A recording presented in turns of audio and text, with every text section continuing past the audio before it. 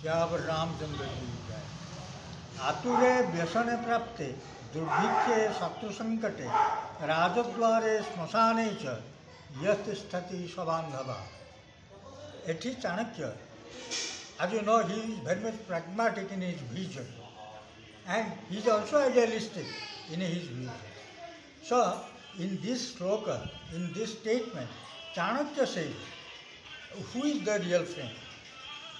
କାହାକୁ ଆମେ ସଂସାରରେ ବା ସମାଜରେ ପ୍ରକୃତ ବନ୍ଧୁ ବୋଲି କହିବା ବା ତାର ପରୀକ୍ଷା ବି ନେଇପାରିବା। ତେଣୁ ଚାଣକ୍ୟ କହୁଛନ୍ତି ଏସବୁ କାର୍ଯ୍ୟରେ ଯେ ସହାୟକ ହୁଏ ସିଏ ହେଉଛି ବନ୍ଧୁ। କିଏ? ଆତୁରେ ବ୍ୟସନେ ପ୍ରାପ୍ତେ ଦୁର୍ଭିକ୍ଷେ ଶତ୍ରୁ ସଙ୍କଟେ। ଯେଉଁ ସମୟରେ ଖରାପ ସମୟ ଚାଲିଛି, ଯେଉଁ ସମୟରେ दुख समय बंधु को जानी हम ए शत्रु संकट जितेबाला तुम शत्रु द्वारा परिवेष्टित जितेबाला शत्रु माड़ बसी शत्रु घेरी रही से समय तुम बंधु को चिन्ह पार। राजद्वारे जितेबाला चाणक्य लिखुले से राजा थे, एवं तो राजा नहीं, एवं गवर्नमेंट। तेणु गवर्नमेंट सेक्टर बा जो राजा से राजा ये भी राजा।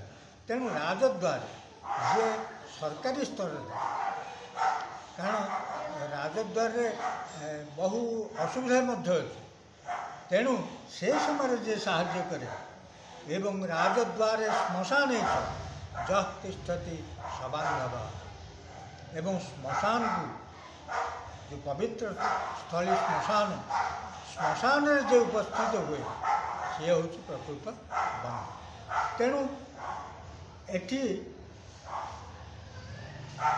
सामाजिक प्राणी भाव में आमे संसार बंचु, समस्त सहित आमे संपर्क रखीचे।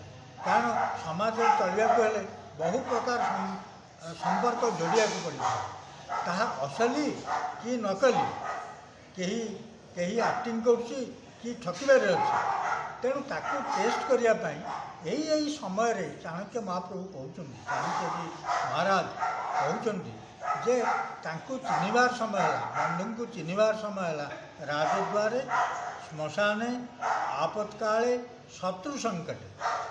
शत्रु जितेबाला तुमको मारिया बसी घेरिया बसी से समय जो उपस्थित होती बंधु। राजद्वारे असुविधा पड़ी जे आसूची सहायक हवा सी बंधु, जे श्मशान देखा दूसरी से ही बंधु एवं आतुर समय जे रक्षा करुच्ची से ही बंधु।